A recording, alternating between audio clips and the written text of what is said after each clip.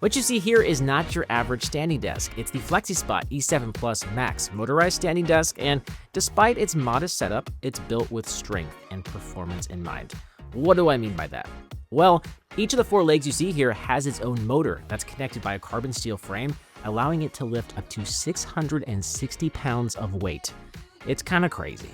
Hey, what's up guys? Bo HD here, professional product reviewer, and I reviewed plenty of dual and single motor standing desks, but a quad motor is new, and it unlocks all sorts of possibilities, especially for creatives out there working with loads of music gear and computer equipment. But here's the thing, it has benefits that you'll notice even if the actual setup weighs far less than 660 pounds. The extra strength means it'll wobble less, and it'll maintain a smoother motion under any load. And if you have a large monitor or maybe multiple monitors, the less wobble means the less likely you are to damage your equipment. And maybe you have like more weight on one side of the desk than the other. Well, I think you're gonna notice the desk strain less when raising and lowering. So those are all definitely some benefits to consider.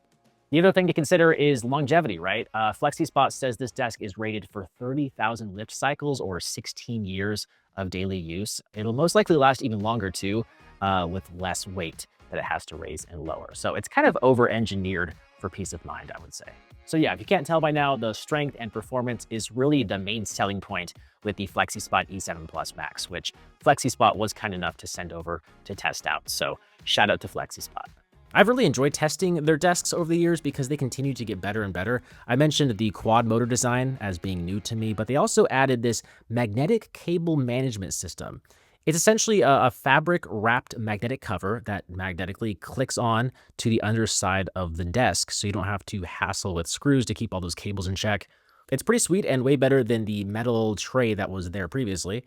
There's a lot of other features that help round out the desk too. So you have this control panel, which has 4 memory presets that you can customize. There's also a child lock and USB port on the side with support for fast charging. The desk has a max height of 51.6 inches and it bottoms out at 25.8 inches. I think it's also worth mentioning the speed and the noise. It lifts relatively quickly at 1.5 inches per second and at less than 50 decibels. It's hard to really understand what that means exactly, but basically it means you're not gonna wake up your kid or your significant other sleeping in another room, or you're not gonna start doom scrolling while you wait for it to raise or lower. It's quick and it's quiet. Oh, and this is also important. If you're absent-minded like I am and you leave a chair underneath while the desk is lowering, its anti-collision avoidance system, it sounds like a missile, it'll kick in and it'll stop the desk from lowering and destroying everything. Now, the desktop I have is the maple chipboard measuring in at 48 by 30 inches, which is one of the smallest desktop sizes you can get. I do think the frame is a bit overkill for this size of a desk, but it's nice knowing it can lift it up without breaking a sweat. And aside from the size, it looks pretty great, especially with this drawer unit monitor stand. You have these 2 drawers that can hold all sorts of accessories or maybe some art supplies if you want to use this as an arts and crafts table. And the unit itself, it helps prop up the monitor and offer a little cubby below where you can store something like a keyboard. It reduces neck strain, I would say. It props the monitor up closer to your eyes line of sight. I paired this desk up with some photos that have some big black frames that pair with the black drawers and the desk legs. And the splash of color from the plants on either side help round out the look I was going for with this setup. And yeah, I really like it. I hope you enjoy it as much as I do. Okay, now what do I dislike about this desk? Well, not a whole lot, but if there's one area that was maybe the least enjoyable, it'd have to be the setup. It's honestly pretty self-explanatory and the instructions are well designed. But this particular desktop didn't come with pre-drilled holes for the frame, so I had to drill my own holes, which is always a little bit more stressful, and it takes a little bit more planning and preparation.